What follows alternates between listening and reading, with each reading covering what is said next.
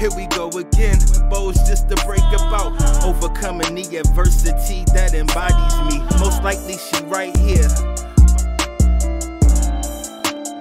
Alright, so what's going on, everybody? It's your boy Hawk in the building, back with another episode of Green Room 97. Today, I got a special guest. I guess I should have asked this before I got started. I know you as... Do you want me to introduce you to people how I know you, or you want me to introduce you a certain way? You do it how you do it. All right. I'm in your house. All right, so today we got my man Walt Deathlock Sturgis in the building, you know what I'm saying? Yeah. I've known him for a very, very long time, and this is the first time we actually got to sit down and politic at this capacity, so I think this is about to be a really dope interview and a really dope session where we can really just chop it up and, you know what I'm saying, politic over our past and what we have going on in the future. One of the things that I really want to touch on is he just released a CD, War Makes Money, and I've always known him to be a hustler. Like, every time I've seen Walt or Deathlock, however y'all want to go with that, you know what I mean? He's always been out on I've always seen him on the corner with T-shirts and merchandise and CDs, and he always been getting it in, and I always appreciated his hustle. So first, you know what I'm saying, flowers for that. Appreciate most definitely. That. And let's go ahead and dive into this interview a little bit. So, you know what I'm saying, tell me a little bit about what inspired you to get into the rap game? What inspired you to partake in these activities? Well, I started off writing poetry for girls. So I wasn't even trying to like rap like that. Like, I was rhyming. My first album came out in like the 8th, 9th grade though. 8th grade. I'm pretty sure it was the 8th grade or about to be 9th, somewhere in between there. But I was just trying to do something cool, write some poems. I used to slide them in girls' lockers anonymously. That was my little play, and see how they react. And then if I knew they liked it, then I try to holler at them and stuff like that. And then that turned into like battle rapping, or what we used to call like riffing on each other and all of that. And then, so, you know, I started, you know, we would be riffing, and so I would riff on somebody and rhyme on them at the same time. And then that, like I said, turned into battle rapping, and then it kind of just went from there. Facts. So, like, I remember when, you know what I'm saying, we both went to East, and we both went to Career Center. So I remember, like, lunchtime battles where we was beating on the table and you know what I'm saying, going back and forth with it and the whole nine like that.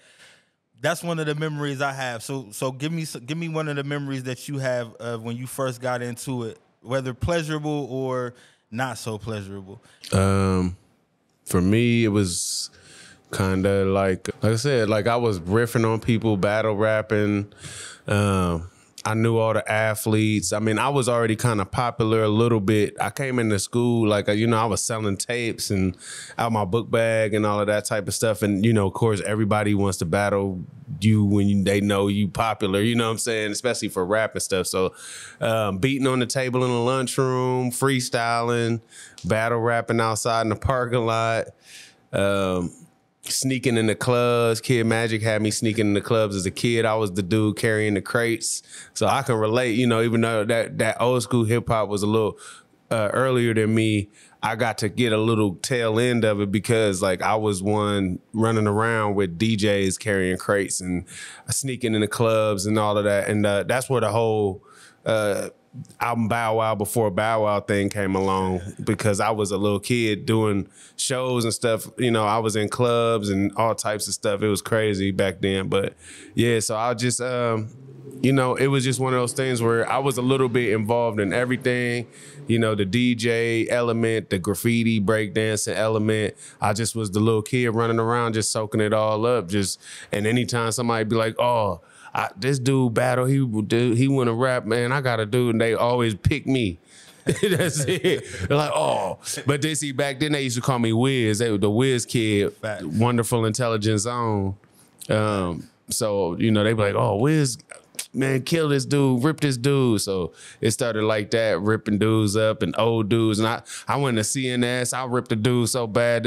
He wanted to fight for real. Like he didn't even know I was underage and everything. I just murdered him on the stage, killed his career early. Like, so that's kind of how it started for real. And that's funny because I forgot, like, you've been Deflock for so long now. I forgot about Wiz, but Wiz is facts. Like, hell yeah. Yeah. Yeah. So, what advice would you give to somebody starting out in the game right now?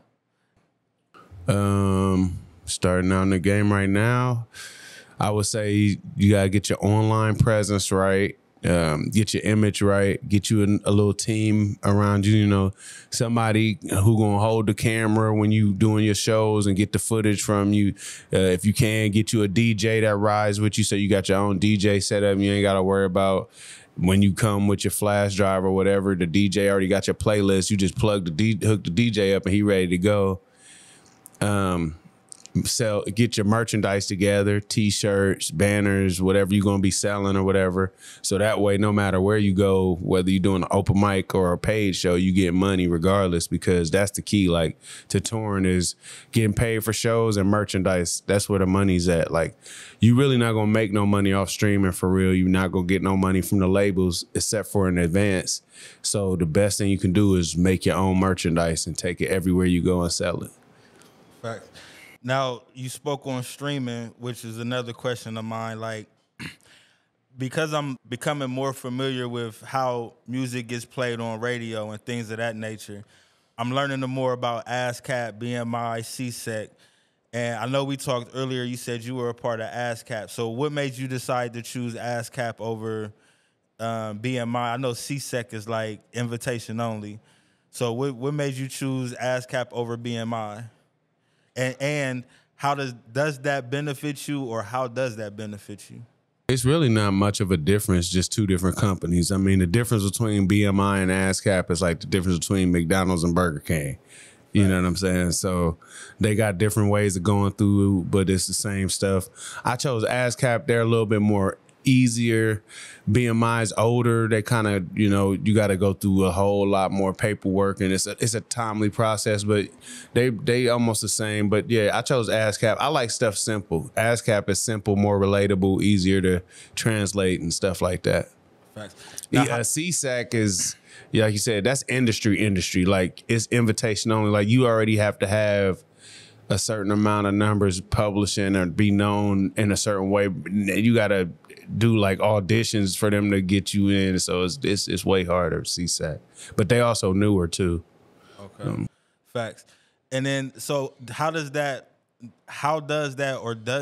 benefit you with streaming? And because, you know, the whole purpose of that is to get paid for your music no matter where it's played at. So how does that benefit you from that aspect? Well, it benefits you because that's the publishing part of it. Like, they protect the publishing rights and the writing credits and all of that stuff.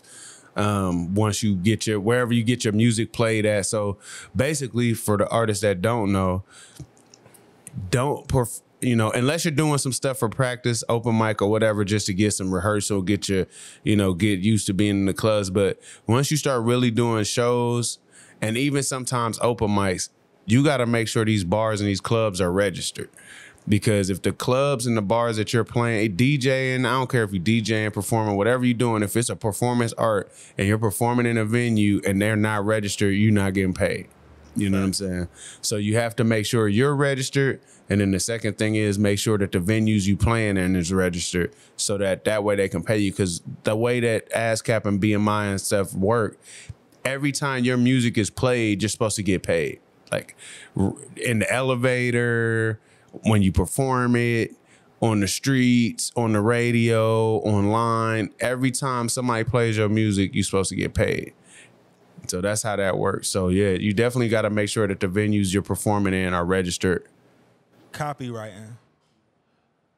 What is the purpose of copywriting, and how would one go about getting something like that accomplished?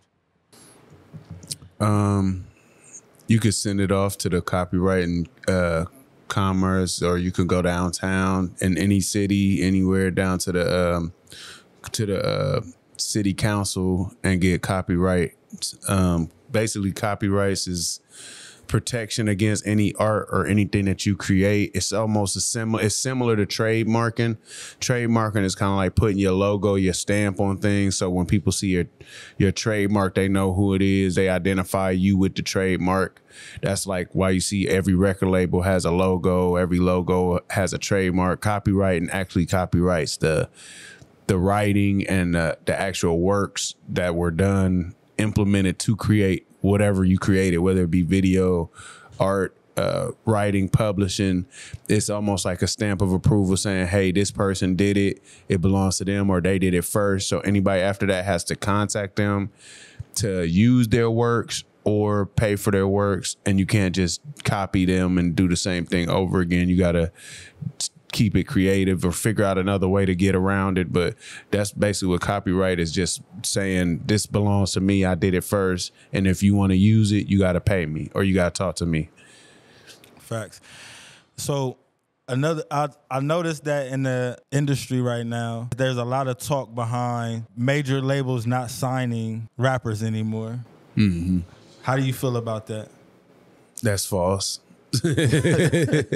Totally false. The problem is people, because of the internet and social media and stuff, people have found out ways to be more independent. Independence now is a lot easier than it was in the Master P, Nipsey Hussle, Young Dolph, even though Young Dolph and Nipsey Hussle was a little later on. But these guys we're talking about somebody who turned down the deal and said, I'm gonna figure it out on my own.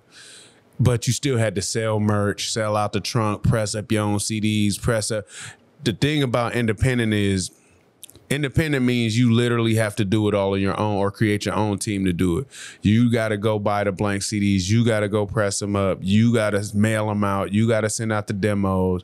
You got to design the poster. You got to set up the shows. You got to book. That's why people would rather just sign a deal. Because when you sign a deal, you're getting paid to be the artist. And they're the company. It's like being an employee at any job. You're the cash register. I'm the GM. The GM makes the schedule, tells you when to come into work, what jobs need to be done when you get to work, stuff like that. So you could imagine if you own your own business, not only would you have to make your schedule, you're going to have to come in and look at the deadline and look at are we in debt and where's the money going and these are the things that the meticulous things most people don't want to deal with. And when it comes to music, it's the same. It's a business. So people sign deals so that the majors the big machine can go do all that extra stuff and you can get in the studio for 24 hours and just record, shoot a music video or do photo shoots, and then you get to go home. Meanwhile, Def Jam and Rockefeller and all these guys are the ones sending the street team out, putting the posters up, putting the video content out, sending out the tweets, letting the people bringing awareness to who you are so that you don't have to worry about that and you can focus on being an artist. But the labels are definitely still signing people. But what they do now is they're looking for numbers. So there's no more A&Rs walking around in bars, sneaking around, hoping that they run into the next Jay-Z and sitting in the back of a bar at a talent show, and ain't no more of that. They go click, you ain't got 1 million views, next. That's how labels do. Just like that, huh? Just like that. Wow. That's good insight. That's wild. So where do you see the industry going in, let's say, the next 10 years? How do you see, what directions, how do you see it going? More digital.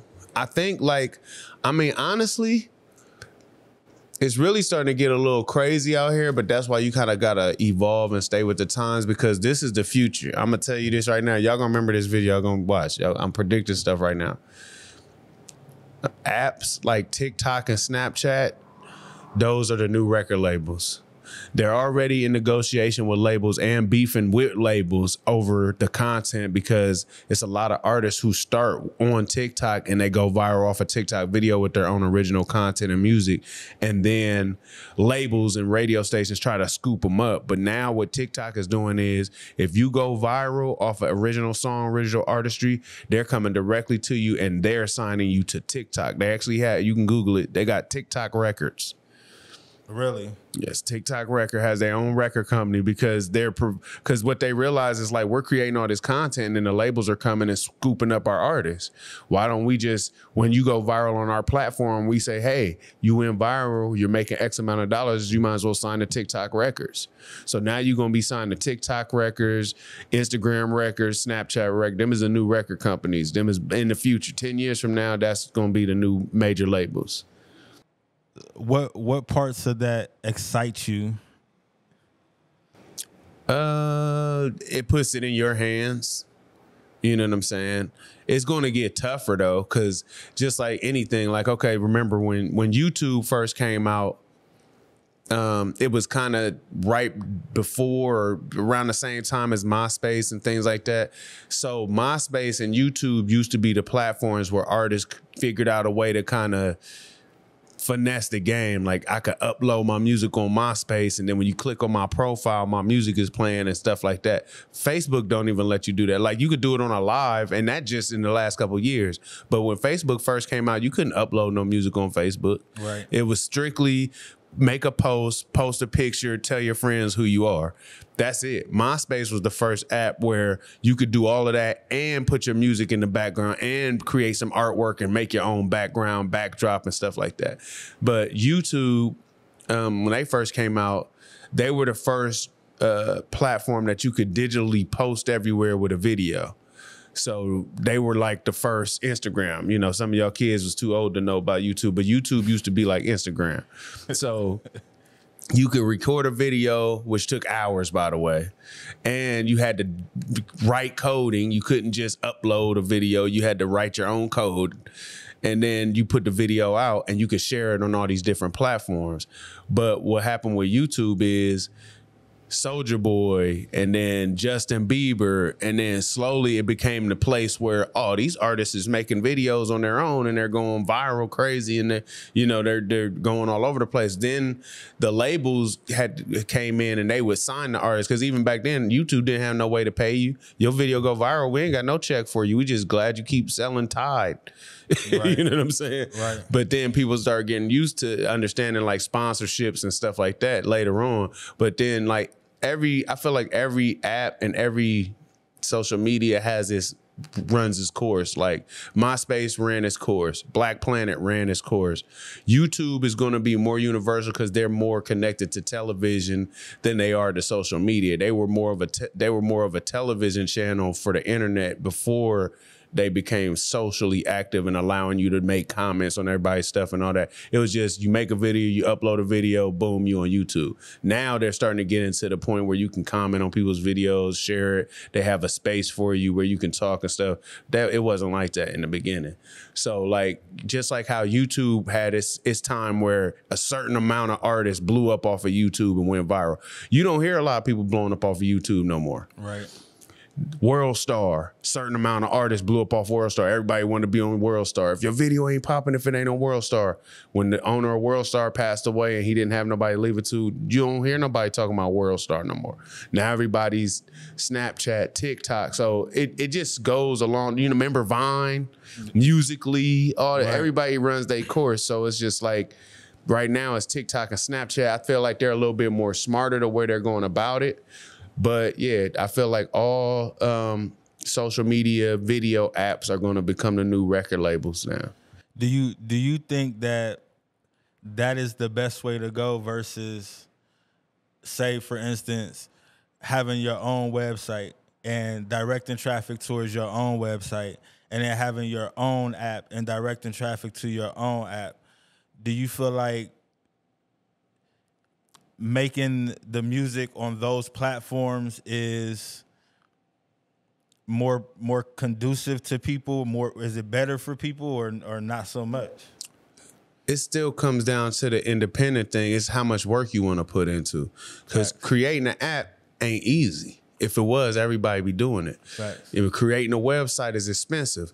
And honestly, in these days, I feel like websites are going to become irrelevant because of social media. Because what social media did was took everything that you needed when people were making all the .coms and the .this and the .orgs. That was the beginning of the internet age. Now you can just go on my Instagram Right. So I don't really need a whole web page to show all my work. Now the difference is they can buy directly to you and through you and things like that if you have the type of following that can do that. And that's where the social media comes in, because a lot of people, you'll make a website, you don't got no following, don't nobody know about your website, you still gonna have to promote it on social media. So a lot of these young kids just skip the whole website and just go straight to social media. And social media, like say you do a deal with Instagram, they might give you a sponsorship. Like if you got 100,000 followers or whatever, and they like, here, we'll tell you what, if every third video you mention Bleach will sign you. Now you got a Bleach deal. All you got to do is say, sponsored, brought to you by Bleach. You know what I'm saying? Right. So now you getting commercial traffic and your own following, and they're paying you to mention Bleach every other video. I mean, why would you even pay for a website? You know what I'm saying? I feel like that was a good word to use because it's a lot of different. It was not brand specific at all. Fact. So I ain't trying to pay nobody. They're gonna be charging me like, "Hey, what'd you say?" Right. Yeah. So how long exactly you said you've been doing this since the 8th or 9th grade. You put out your first album in the 8th grade, right? Yeah. So you definitely have longevity. What keeps you motivated to keep on getting better and learning and putting out music? Like we 20 years in now. Like what keeps you motivated? Shoot, it's more than 20. I'm trying to think. 8th grade, I came in the 96. I was a freshman. Facts. So we talking about my first album came out in 95. I was out there with Snoop and them, you know what I'm saying? Right. Facts. So what? That's almost 30 years, you know what I'm saying? I love music. Like I always did. I always loved it before I started rapping. Once I started rapping, I was like, oh, I can do this. And I felt like, and I'm better than these dudes, you know? So I'm like, yeah, like I got this, you know what I'm saying? So I just, and then once I figured out how to make money, that's kind of like what kept me going. Cause even when the times when it was like, man, bump this music stuff, I'm about to quit. It was just like, well, I can't quit cause I need some money. So I got to put out this project, you know, even if I don't want to. Right. So then I just, you know, and then it got to the point where I got back to having fun again. Because once the internet took over, and what really showed me was COVID. COVID showed me for real that we all really just the same. It's just some niggas got more money than others. Facts. So once I realized it was a level playing field, it was just like, oh, I just got to stay busy and stay in it. And then it was like, you know, I never really was the kind who was, I was never really looking for a record deal. You know what I'm saying? Like I kind of came out like I want to rap. The first thing happened, I talked to some DJs. They told me you got to put out a mixtape or an album or something. So I put out something to sell, to promote, to get heard so people would know I even rap. And then after a while, you know, you submit it to demo, to these labels and stuff. And then you find out the ins and outs, like, unsolicited content and these types of things. Like you thinking, oh, if I send my demo to Master P and he hear it, he'll like it, he might hit me up. No, it don't even get to Master P. You know, and then you start finding that out like, oh, you sent the demo out. Okay, the A&R got it. Okay, the A&R gets to decide how far it goes after that. If they feel like it's unsolicited and nobody was expecting you to send them a demo or you don't have, because back in the day when you sent a demo, you had to put attention such and such. Mm-hmm. So if attention such and such wasn't on there, your demo's going in the trash automatically. So it has to be, somebody has to know your demo's coming. That's the first thing. Second thing, you gotta, once the person you send it to gets it, if it's good enough, then they'll take it to the lawyers and then the lawyers will take it to Master P. So it's a whole 4-step process after you mail this tape off that you don't even know about. You just mailing stuff. People just like, I'm gonna send it here, send it there. You don't know that it never got to Master P. You like, man, he never responded or nothing. And then I did have a couple people respond and they was like, oh, your music sounds good, but we don't have no room on the roster right now. And that just means we got too many artists already. we're not saying you're whack, but we ain't got nowhere to put you. We barely got no room for Fiend over here and Mystical, and where we gonna put Deathlock at? You know what I'm saying? So there's that, and then as time goes on, like I said, you start getting independent, start making your own music, and selling it yourself, and then that turns into something where now you like, well, what do I even need a label for? We could just get all this money out the trunk or get this money out the streets and be good. And then, and maybe if we make enough noise, a label will double down, give us a distribution deal or back us up after that. And then if that doesn't happen, then like I said, the internet comes and now it's like, well, I can put my music anywhere as long as I pay what I need to pay to boost it or put it out. I really don't need a label. It just depends on that. Now it's up to you. It's like, do you want to be the type of artist that's hands-on, who wants to be involved in everything? Or do you want to be the type of artist who's like, I just want to focus on the art and let the business people do the business? And that's basically where it's at right now. Facts. So back to War Makes Money. What are some of your favorite tracks on that CD? Or before I even go there, what inspires you to make War Makes Money? Because I think the title is pretty interesting. I have my own perspective of, you know what I'm saying, the title, but I want to hear your perspective of why you started why you titled your album War Makes Money, and then what are some of your favorite tracks from there as well? The reason I titled it War Makes Money is because it's a true statement, and I feel like we don't talk about that enough. Like, a lot of people always are wondering why, like even the song, whoa, what is it good for? Well, what it's good for is trillions of dollars. Facts. Big facts. That's what it's good for. You know what I'm saying? Countries sell missiles, tanks, airplanes, scientific experiments. Now they talking about aliens all of a sudden, which we already knew. But, I mean, they've been doing stuff. And so, like, military compounds and stuff have been making trillions of dollars by creating stuff like the atomic bomb, unnecessary stuff. Who wants to create a bomb that nobody's ever going to use? Right. Because if you use it, you automatically exterminating majority, if not all of the world. So just so you could say you got a bomb, you spend $1 trillion to make a bomb that you can't even use. Right. That makes no sense. But it's because the money, the contracts, the military contracts that if you've seen some of the numbers on these military contracts, and this could be just to do basic training. You know what I'm saying? This ain't even a war yet.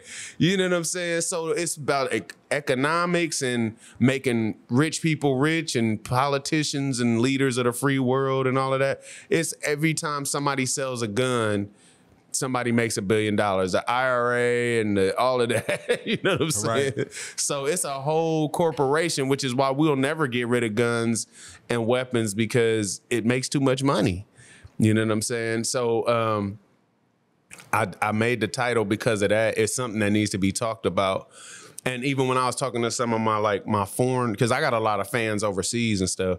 And when I told them I was about to release an album called War Makes Money, they was like, yo, that's deep. Like, that's hard. Like, you know what I'm saying? Because nobody's talking about that, because everybody's always afraid. It's like taboo.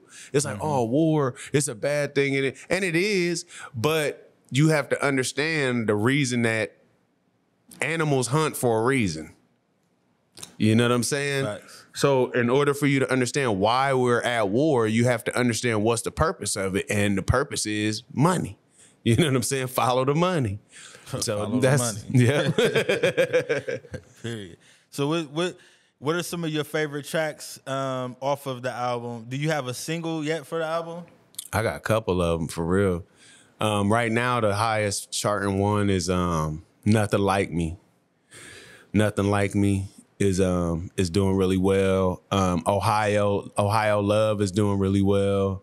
And the one I just dropped, which is kind of like Afrobeat Caribbean music a little bit. I try to switch it up, just doing a little different stuff, and it's letting people know my range, like the type of music I can make when I want to. But that's doing well. And Hero, I Need a Hero is doing well. And Man, the rest is just like bars. I mean, it's just, that's what I do, bars and beats. Like I just like try to murder the beat as much as I possibly can so that once you listen to it, you got to go back like, man, did you hear what this dude just said? Like, you know what I'm saying? I know that every song should be your favorite song, but do you have a favorite song on the album? Favorite? I have to say Nothing Like Me right now. I'm still debating because it's still kind of new. It's somewhere between Nothing Like Me and Hate On Me. It's probably my two favorite songs. Maybe, yeah, I'll say it's somewhere up in there. It's starting to grow on me. Going back to the Natty is growing on me. Ohio Love was definitely a banger, but I knew that was going to be a banger. But right now, like all 100%, all me original, I have to say Nothing Like Me. The beat's original. Everything about it is original. The other songs, those are kind of like cover songs where I changed the subject matter to fit my life and fit Ohio. But yeah, Nothing Like Me is killing the game right now. Facts. So if you had to give advice to your younger you, what advice would you give your younger you right now? Man, I tell myself this all the time. Work on your sales pitch. I promise. If I had the same sales pitch I got now, then I'd have been rich, deal or no deal. Like we was selling a lot of units, and it's so crazy because I always compare now to then. Like we was selling CDs for $5 and $10 back in the day. Like a Hunter spindle was like $500 to $1,000. A lot of people don't know this. I mean, I know you know. But like only like the bootleggers and the dudes who was really out here, the underground rappers who was really out here selling merch and selling their own mixtapes, they're the only ones that know. But we was getting bread. Facts. In the early 2000s, bro. You couldn't sell us nothing.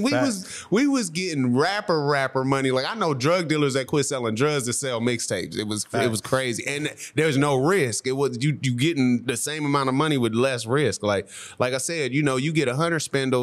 That's $1,000. You get 1,000 CDs and sell them all for 10. That's 10 bands. Right. You know what I'm saying? So like, and it's not like you just selling a mixtape. You know, as the popularity grows, the shows get bigger, the videos get bigger. People start noticing you. Or, oh, hey man, I bought your stuff, and people walking up to you signing autographs. So you get the popularity and everything without the whole industry involved. Like now, people feel like they know you personally. And you run into a dude might have 2 or 3 or 4 copies of, man, I got volume 1, 2, and 3, right, and all of that. So like we was really going ham back in the day. People like Sandman, Desperado, Wallaby, City 270. I mean, collectively, we've probably sold at least 10 million records. Right. You know what I'm saying? So you divide that between 5, 6 rappers at $5 to $10 a piece. Man, come on, man. Facts. Well, so after the interview here, we're gonna go and we're gonna do a quick video of a song. What song are you gonna perform? What's your location? What's your location? Yeah. All right. So with that being said, coming up next, we're gonna have What's Your Location, and is it premiered already? Is it already released, or is this something new? Yeah, it's already released. It's out now. Video out now. Okay. Facts. So we're going to go do that. And this is episode 2 of Green Room 97. Thanks for listening. You got any final words? Man, just don't never stop. That's all I can say. It may not work out the way you planned it, but as long as you stay consistent, it's going to figure a way out. If you can't walk through the door, you can always break through a window. That's facts. I like that. Shit, that's what's up. It's your boy Hawk. We out of here. Peace. Here we go again. Bows just to break about overcoming.